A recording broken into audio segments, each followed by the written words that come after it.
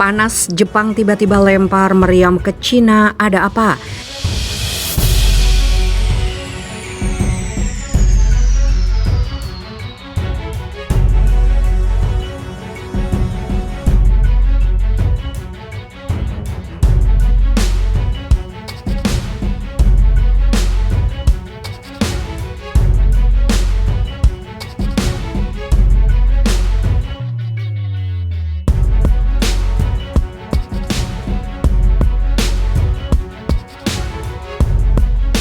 Jepang tiba-tiba melempar meriam ke Cina. Ini bukan meriam asli, melainkan kecaman pada persoalan hak asasi manusia di negeri tirai bambu.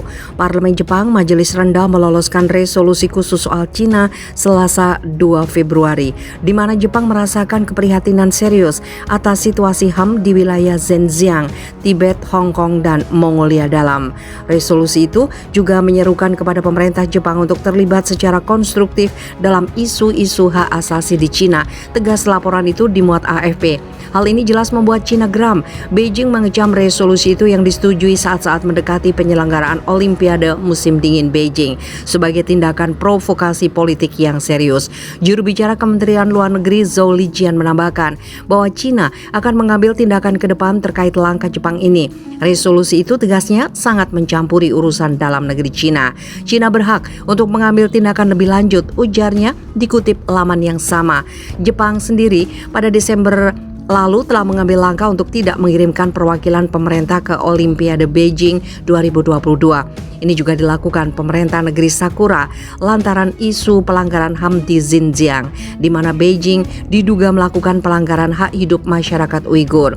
Sebelum Jepang, langkah serupa juga telah diambil oleh Amerika Serikat, Kanada, Inggris, Australia, dan Selandia Baru. Alasan yang digunakan juga sama.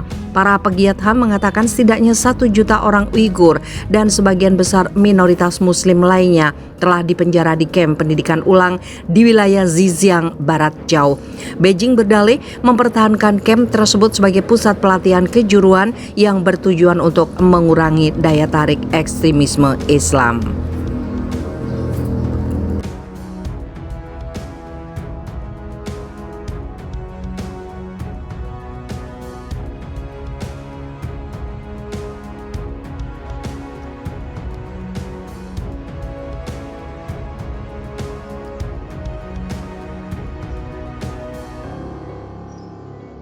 Kepung Cina Malaysia mau pasang radar Amerika di muka Indonesia.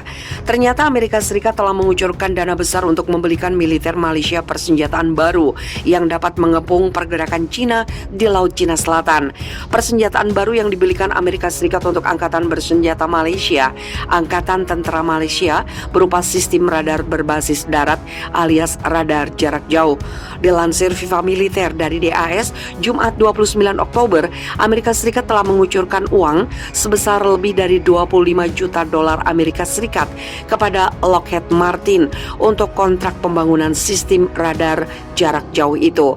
Dalam pernyataan Departemen Pertahanan Amerika Serikat tertanggal 24 September disebutkan bahwa perusahaan cabang Lockheed Martin di Liverpool, New York telah mendapatkan kontrak untuk Malaysia Ground Based Radar System. Kontrak Departemen Pertahanan Amerika Serikat akan selesai pada 30 September. Biaya pengadaan radar jarak jauh untuk pemerintah Malaysia didanai melalui alokasi fiskal 2021 Building Partner Capacity Funds oleh pemerintah Amerika Serikat. Sistem radar yang dibelikan Amerika itu bakal dioperasikan Angkatan Udara Militer Malaysia.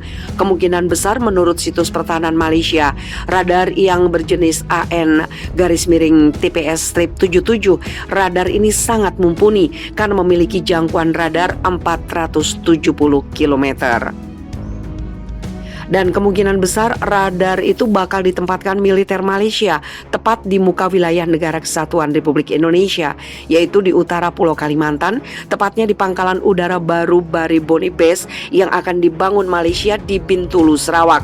Lokasi ini sangat ideal bagi Malaysia untuk memantau pergerakan militer Cina, terutama lalu lalang pesawat militer Cina, sebab tempatnya tepat berhadapan dengan Laut Cina Selatan. Sejauh ini militer Malaysia sudah mempersiapkan pasukan untuk mengoperasikan radar itu. Mereka berasal dari sektor pertahanan udara barat RMAF. Mereka sudah diutus ke Camp Riley, Oregon, markas militer Amerika Serikat untuk berlatih pengoperasian radar.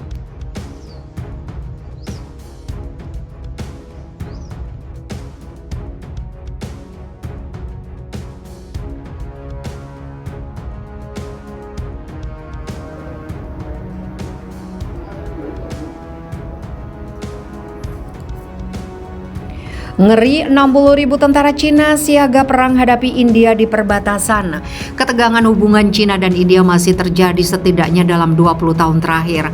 Baik Cina dan India sama-sama terus mengerahkan dan menyiagakan pasukan militernya di perbatasan, khususnya di garis kontrol aktual Ladakh. Pasca bentrokan maut yang terjadi pada Juni 2020 lalu, Tentara Pembebasan Rakyat Cina secara signifikan memobilisasi pasukannya dalam jumlah besar. Selain pergerakan prajurit dalam jumlah besar, sejumlah infrastruktur juga dibangun militer Cina di sepanjang garis kontrol aktual. Salah satunya adalah pembangunan jalan penghubung di seberang wilayah Daulat Baekoldi dekat dengan Danau Pangong. Mereka masih mempertahankan sekitar 60.000 tentara di daerah seberang Ladakh, ujar seorang sumber pemerintah India dikutip Viva Militer dari Asian News International.